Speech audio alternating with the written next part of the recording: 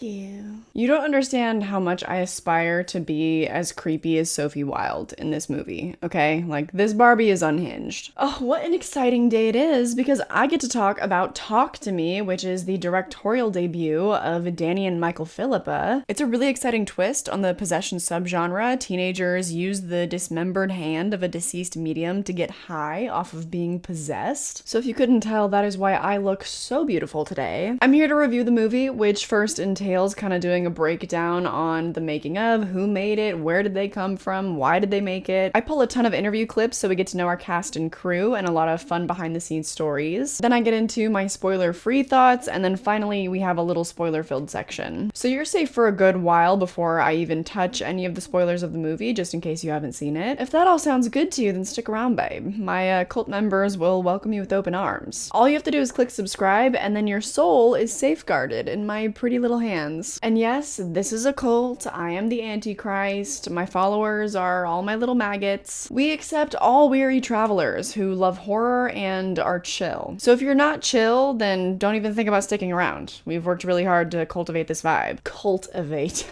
And with that said, let's keep these good vibes rolling. Let's get into this review. The most exciting thing about this release to me is that it is a directorial debut. As I mentioned, Michael and Danny Philippa are twins, and they actually started as YouTubers from like the early days of YouTube. Their channel is called Raka Raka, and they started it in 2013, so a decade ago. In the last decade, they have amassed over 6.7 million subscribers, and their channel has over 1 billion views. And the content they post is just like dumb, violent, random, gross. Their most viewed video to date has 86 million views. Like, I don't think you can grasp how insane that is. It's a video of them pretending that Ronald McDonald is trying Burger King for the first time and just spitting it out, having a food fight. So he goes to Burger King and yells at the guy working at the drive-thru. Like, it's kind of the standard making an ass out of yourself in public fare. So they've gone leaps and bounds since that video, which came out 9 years ago. If you go to their channel, the pinned video at the top is actually a vlog about how their movie got accepted into Sundance. There's a scene in it where Danny is talking to a rep from Atomic Monster. It's kind of just like the whole process of the festival circuit and stuff. I love it. I am obsessed with the fact that this is kind of like how modern day filmmakers are born, because that is my aspiration too. Currently crowdfunding for the next one, by the way. You can also check out my directorial debut that came out last year. Everything is linked down below, by the way. It's also how Kyle Edward Ball got started before Skinamarink slid its way into our lives earlier this year. Now he's famous on horror Twitter and pretty regularly posts thirst traps. Like, who would have thought we'd be here? It's just really inspirational that pretty much anyone can do it these days, and if you are a true talent, then your audience will find you. Before social media, that truly was not possible. Like, festivals used to be the only outlet, and they did talk about how there was kind of a stigma attached to them because of YouTube. Like, when they approached studios, they didn't really feel like they were being taken seriously in the fact that they were trying to launch their film careers. But we all gotta do what we gotta do to break in, because the nepotism circles of Hollywood are so tight, they do not let us in. He sent the script out to people like that at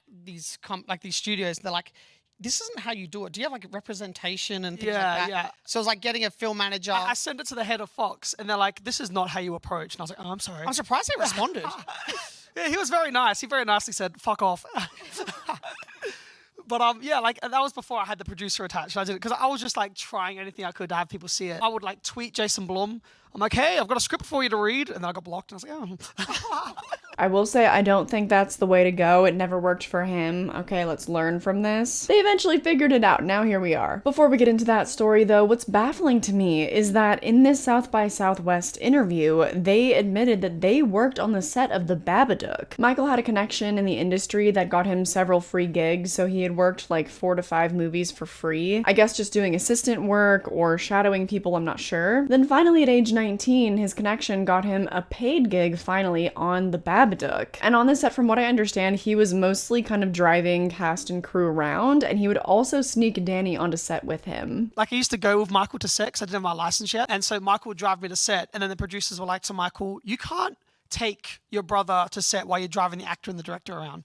And then it's like, that's really unprofessional. And then so they said that I couldn't go with him anymore. But if I didn't go with Michael, I couldn't get there, and I really wanted to be there. So I used to hide in the back seat, and he used to put clothes over me. I used to pretend I wasn't in there. I put him in the boot, and put clothes on him. Once Essie said, I'm going to put my bag in the back. I'm like, don't. I'm like, it's all right. And then She eventually discovered him. Michael texted me when I was in the backseat. He texted me. He's like, Essie's coming now. Keep your head down or I'll fucking slaughter you. Is what he texted me, and then he accidentally sent it to the producer. Also, fun fact, they reached out to Essie Davis, the lead of the Babadook, for Talk to Me, but they were kindly rejected. Now that we've kind of covered their background, they've kind of always been around film. They've worked on a couple film sets. They're mostly doing YouTube. Where did the inspiration for Talk to Me come from? What was it about that concept from Daley Pearson that made you want to turn it into a feature? Yeah, so he had a short film and it was like kids that were like partying with possession.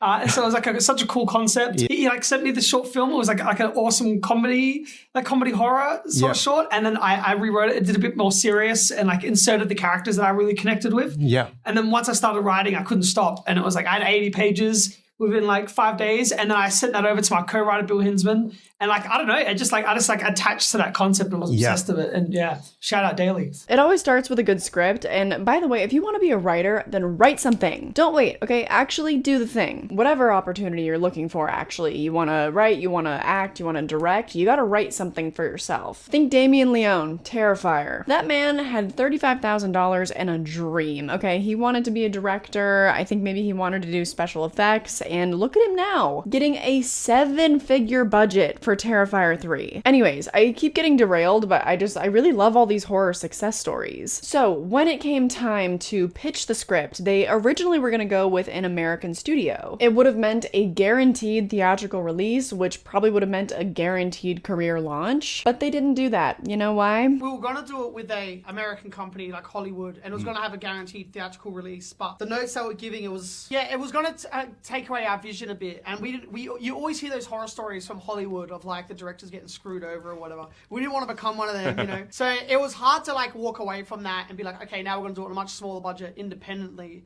But it'll be our film. Frankly, I love that because success requires delusion. You know those people that are like, I'm manifesting, I'm writing it on my vision board. Success requires that level of delusion. Okay, maybe not that level, because sometimes I feel like those people kind of get lost in the sauce of manifesting and they forget to like actually do things, you know? But if you yourself don't have that steadfast, unshakable belief that you're gonna make it, that you can make movies, why the hell would anyone else believe that you could? Even if you have no idea what you're doing, which, let's be honest, that's where we all start. So yeah, these guys, Michael and Danny, they ultimately decided to take a chance on themselves. And these guys, oh my god, I would love to have the chance to interview them. They just seem like buckets of fun. According to all the cast, they made a really delightful environment on set. Speaking of the cast, the most impressive member they got on board for this movie is definitely Miranda Otto, Australian icon, very colored career. She was hooked immediately after reading the script. She was on board right away. She and the directors also had kind of a funny dynamic because it is kind of intimidating having that big of a star in your directorial debut project. We were really nervous with Miranda Otto. It's like, when you're on set also, it's like, fuck, who are we to direct Miranda Otto, you know? But she was so open and collaborative and warm, like she wanted to collaborate. And I think that's whatever actors we work with in the future, we want to be able to do that for them to be, because you hear stories about actors where someone's like, can we do another take? And the actor that's, you know, he's like, we got it. When I first met her, I was so nervous, but then after I spoke to her, I was like, oh, she feels like a fun auntie. Maybe someday I will be telling the same story about Gillian Anderson or something. The rest of the casting process was also fairly easy, except for one exception. For pretty much the entire cast, they sent in audition tapes, and the directors fell in love with certain people instantly. Though Sophie Wilde initially auditioned for Haley, but they liked her so much they wanted her for the lead role. The one exception I mentioned earlier was Joe Bird, who played Riley. It took them 2 years to cast him because they needed a younger actor. They didn't go the Netflix network TV route of casting 30-year-olds to play high schoolers. He was actually 15 when they shot this. Apparently, all the other kids who were auditioning were just not fully committing, and like they had to do some pretty crazy stuff. It's a possession movie. So for a role like that, you gotta let go. You gotta check your ego and your shame at the door, and you just gotta bear down. And I guess that Joe was the only one that could do do that. Even so, it's still a very daunting thing to do, and I think that this is where the crew dynamic and the talent of the cast really shines. So first of all, before they rolled on a big possession scene, they had everybody in the cast and crew act out a possession. So the cinematographer, both the directors, I think they said one of their producers got down and possessed to like kind of break the ice. Horror movie sets are truly one of a kind. I'm really hoping that that is a behind the scenes featurette on the physical media, but also luckily for them, they had the immensely talented Sophie Wilde. You are so committed. I do feel like we all kind of followed Soph's lead in that way. Like, I was shit scared when I read the script and I was like, oh man, this is gonna be so embarrassing.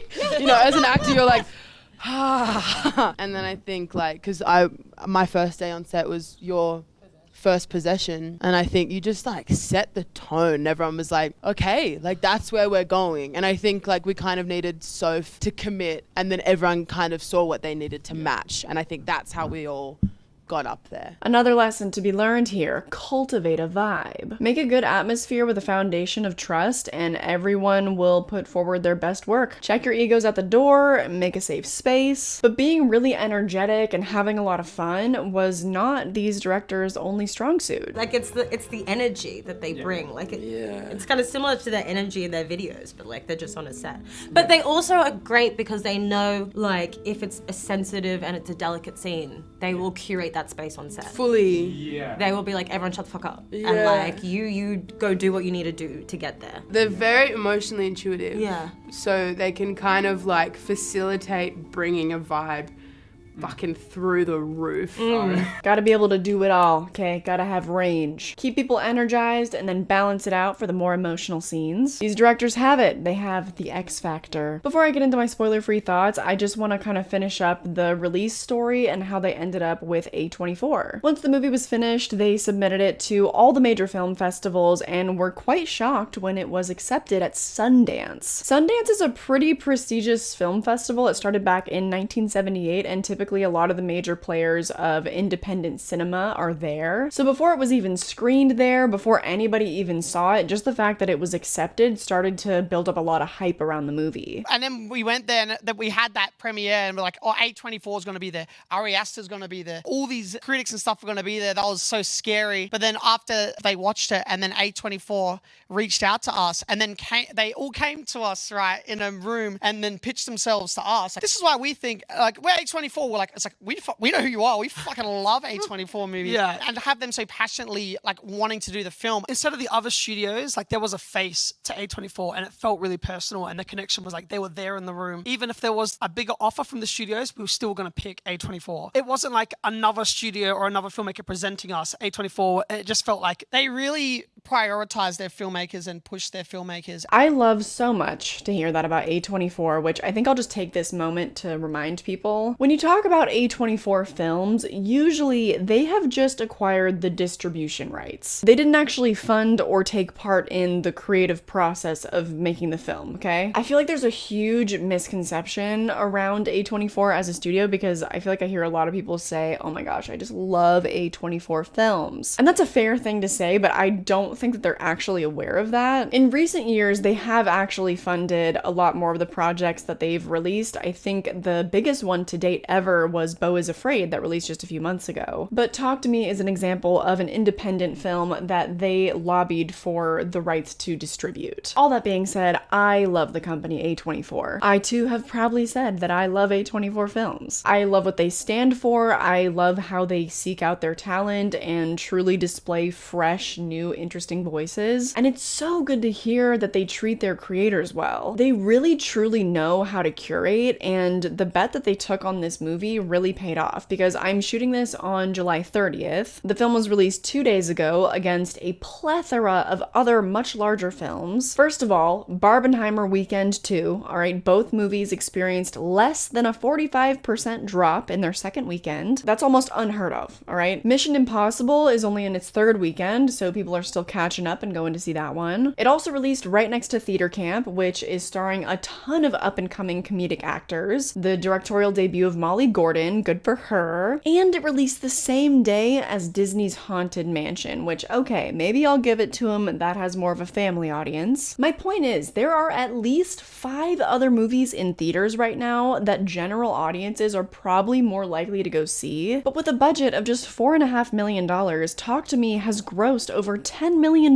this weekend. And with the word of mouth that this movie is bound to generate, I think it'll be this year's Barbarian. Barbarian actually had the exact same budget, maybe with a little bit more for marketing, and in my opinion, this is the most exciting directorial debut for the horror genre since Barbarian. Like, they're kind of on an even playing field for me in terms of my excitement at the new voices in the industry and also just the general quality of the film. We're obviously getting into my spoiler-free thoughts on the movie. I kind of loved it. I was literally just talking with the Sledges from Sledgehammer Horror and Cody Leach. We did a live stream ranking the Insidious franchise and somehow got on the topic of the exorcism subgenre. And I was like, it's so tired. They always just do the same thing over and over in that subgenre. Like, why don't they just put it to bed? And then Talk to Me just comes out of left field and it's like, surprise bitch, all right? This subgenre, it's got some stuff to offer you yet. Getting high off of being possessed is something that a lot of us would do, all right? Don't lie to me or to yourself. This movie took a lot of turns that I was not expecting, probably because I didn't watch the trailer, which I always recommend not watching trailers. So the writing not only kept me on the edge of my seat, but the characters also felt very real. The humor in the movie I never felt was trying too hard either, because there are a few moments of levity that are very much welcomed. The path that they chose for the humor was simply just to play it straight. Sometimes that's the absolute best form of humor when it's not overwritten. I feel like the first person that comes to mind is Jordan Peele. The best example is probably Gage from Us, who is kind of just the embodiment of every dorky dad that we know. But in moments where they're kind of trying to balance the horror with the comedy, he reacts in ways that are just really relatable. That's the best similar example I could think of to the humor in Talk to Me, because the moments of levity are pretty few and far between. Like, it's a pretty intense movie, but the moments of comedy are kind of when a character is just having a reaction to the utter fuckery that's happening around them. And in situations when it's just so dire and things are so messed up, sometimes all you can do is laugh, which is also a testament to the actors, because apparently it was a very, very collaborative effort to craft their characters and potentially also their dialogue. The way we shot it, which was what I love, it was so fast and loose. If we felt on the day like there was something else we could say, the boys were like, yeah,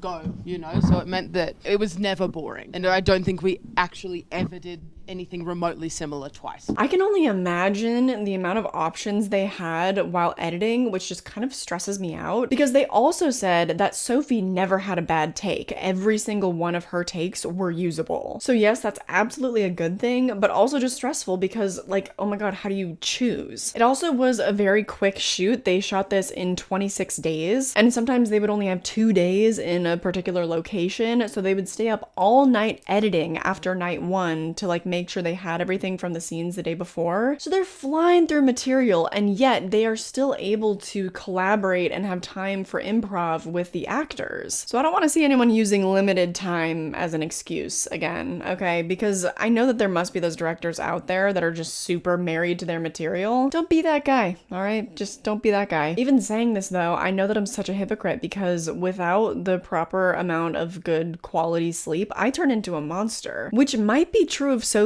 too. She was just a gamer. A lot of us have seen her performance, right? And if you haven't, then you've seen the little images, the flashes that I've shown you. Clearly someone so unbelievably committed to her role, she just was generally down. If they asked her to stay awake all night for her scenes the next day, she would. She's truly the star of this movie, which is saying something, because I have 2 other standouts from the movie as well. Joe Bird exhibited star quality. For a boy of his age, I'm excited to see whatever he does next. The other, and probably my second favorite performance from the movie, is Zoe Tarakis, which that is how you pronounce their name according to Google, so don't come for me. Can you each tell me something that's purely your own about your character? Something that wasn't on the page, but you wanted to be in them on screen? An asshole. Yeah, that was my, yeah. But like one that you want to maybe have a little crush on? Look, mission accomplished. All right, that's all I'm gonna say. Haley absolutely could have convinced me to use their little hand to commune with the dead. They also had really funny stories from set because they also said that they were actually more scared making the movie than they were watching it, which is usually the opposite with horror movies because when you're on set, making a movie is a very slow, tedious process. You know all the ins and outs of the practical effects because you're seeing all the behind the scenes. But in this case, they had a lot of really crazy prosthetic makeup going on. It really freaked Zoe out. I was scared making it. I didn't sleep much when we were shooting that movie. I was scared because so many of the demons are just like Practical. walking around having a ciggy, like having a coffee. There was one day, the first demon, I went up to him because he really scared the shit out of me. Like, anyway, he freaked me out and I had to go up to him to talk to him just to like unspook myself. And I went up to him and I was like, "Are you a nice man?" And he just walked away. I was like, anyway, and then the makeup team were like, "He's deaf." And I was like, "Thank God." As you can tell, there is a star energy here, and I think that you will be equally as swept up by their performance. I have to stress again, though, how talented Sophie Wilde is. You see her range in this movie. It's just so exciting to me to have a rising star in this genre. I know that Zoe is going to go on to do a Marvel project pretty soon, and I'm kind of hoping that Sophie might stay in horror, at least just for a little bit. Moving on from that, another one of my favorite aspects of this movie is the camera work. Like, oh my god, you guys. Talk about visual language, okay? The camera is often kind of following around the spiritual energy of the room. Sometimes it's frenetic, sometimes it's still really wild, but somehow still very controlled. The audience's relationship to the camera in this movie really actually makes you feel like you are on a roller coaster. And I guarantee the movie will make your jaw drop more than once. So obviously, I recommend that you go out and see this movie. It's doing remarkably well considering what it's up against. Also considering that apparently 8% of Australian productions make their money back. Only 8%, and this one has already doubled its budget. It's already clearly launched these twin brothers' careers. According to them, they are getting offers left and right, and they're already working on a script for the sequel. Definitely, I would love to do a sequel to Talk to Me, 100%. Yeah, it was always something that lived in our head, and only recently did I sit down and start trying to write, and so I've been bouncing around ideas with my co-writer, and I think I've definitely found an end that I'm super excited about. Yeah. Talk to me, to me. A24, talk to me. Usually I am an advocate for one-offs, but I think in this particular universe, there is actually still a lot to be explored. And the first film excited me so much. I can't wait to see what they do next. Besides the sequel, they are also developing another horror film and an action film. So we'll just have to see what we get next. But shout out to A24 and to all the people that have already seen this movie, proving to everyone that horror should never be underestimated. And shout out to all the people that made this movie. I adore ya. I just have a few spoiler-filled topics that I want to get into today, so I'm not going to do the typical plot breakdown that I do for some films. If you haven't seen this movie, of course, I highly recommend it. This is my favorite horror film of the entire year, and you are now no longer safe. So click off this video and go enjoy this fun new flick. I will be waiting here with open arms when you come back. First of all, the cold open was amazing. Obviously set the tone. Not a lot of extra thoughts around that, just bravo. Well done. Definitely speaks for itself. Second of all, the concept of the hand is something that I thought might weigh the movie down. I was like, I'm not really much of a haunted object person. That's not a favorite subgenre of mine. Usually haunted objects are a little bit of a reach for me. They feel kind of woo-woo. Plus, it's a possession movie, so I was even more so like, that couldn't have been further from how I ended up feeling about it. I think the camera work is really what sold me on it as a unique device. With all of the crazy movements of the camera that went along with it, like when people got possessed, you know how the camera turns, I was able to buy into the fact that it was a relic that allowed people to commune with the dead. And of course the acting, I can't stop talking about it. I can't commend them enough. But the amount of work that went behind the inception of the hand, you won't believe it. How much background you guys know about this thing that we don't know? Oh my gosh, we have the thickest mythology behind Do it. you? Now, so have you made final decisions? Like, do you know Oh, yeah. definitively where it came from? Yes, 100%. Like, everything's written down, every spirit that they connected with, everything that's like,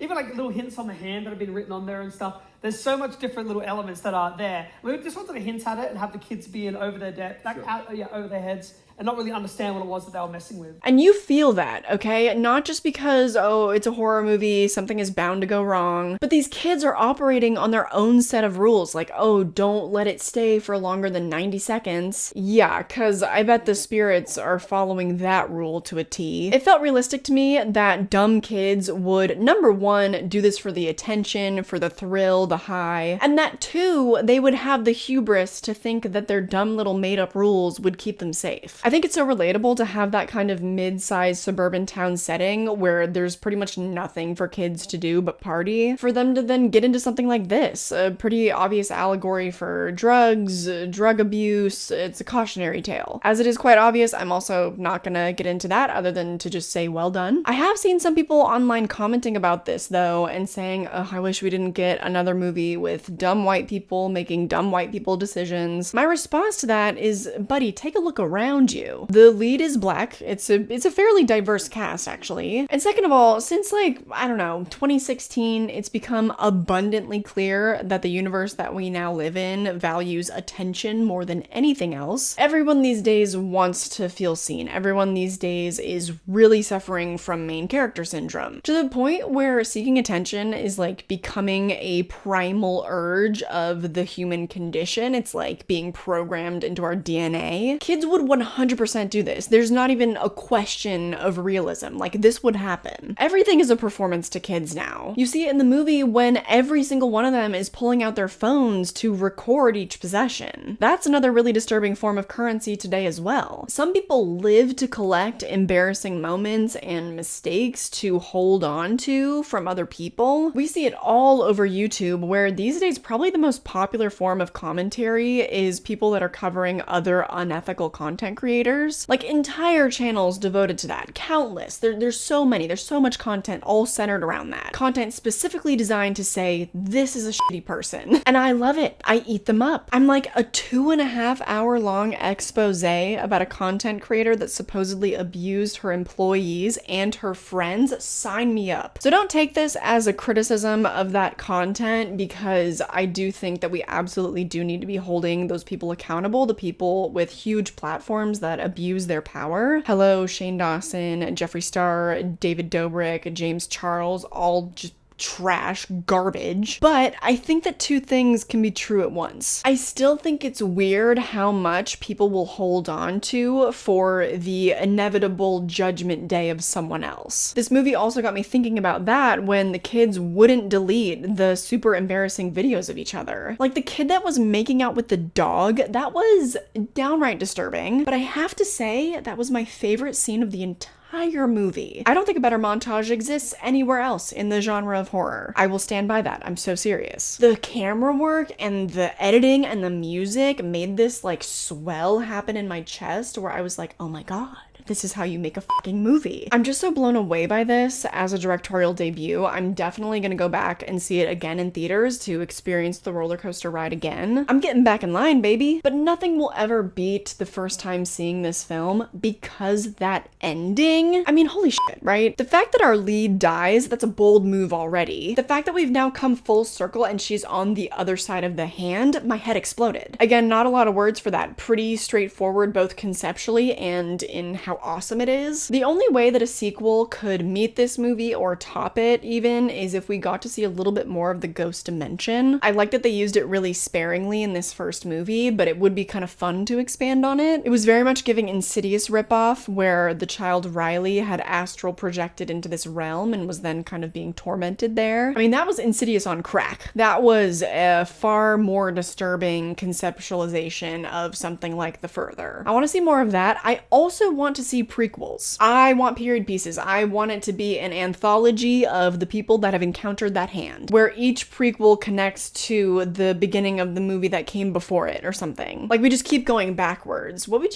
you call that? A reverse franchise? I don't think anyone's done that before. I know that other horror franchises have prequels, okay, like Saw, etc. Don't try to get smart. I'm talking about a full franchise where with each installment we keep going backwards until we get to the woman who the hand belonged to. Although the boys seem set on a sequel. They specifically said sequel, so I'm pretty sure that's what we're gonna get. Maybe we can assume that some of our favorite characters are gonna come back. What would you want in a sequel or a prequel? Let me know in the comments below. Because that is gonna do it. A pretty short and sweet review for this one because I just feel like so much of this movie really speaks for itself. It was a solid 4 out of 5 star movie for me, the same score that I gave Barbarian actually. Well done to the Philippou boys. I cannot wait to see what you do next, but that'll do. And now you probably did notice these names scrolling on screen. Now these are my lovely patrons, and if you too would also like to get 4 to 6 bonus videos every single month, then you can join us over there. You also have the honor of keeping this channel funded so that all this fun free content is available for everybody else. I seriously would not be here without these guys, so all hail my patrons. If that's not for you, again, consider checking out my directorial debut Somnum. That'll be linked down below, and maybe it'll make you want to donate to Liked. You can also find the master resource post down below if you want to watch any of these interviews that I posted clips of in their entirety, as well as all my social media. Like, you can find my Instagram. That's where I keep you guys updated on whatever I'm working on. But more than anything, I just hope that you enjoyed this video and that I catch you in the next one. Bye!